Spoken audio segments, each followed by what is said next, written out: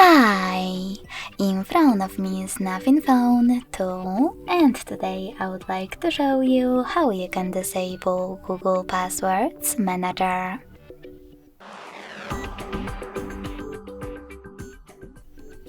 First thing you need to do is opening Devices Settings and scrolling all the way down right away. Following that, tap on Google section.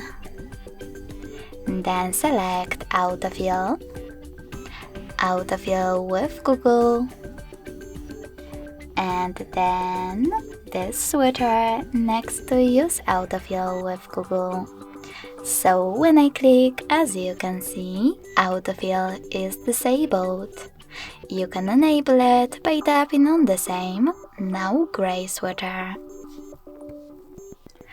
Thanks so much for watching. If you enjoyed this video, don't forget to leave a like, comment and subscribe.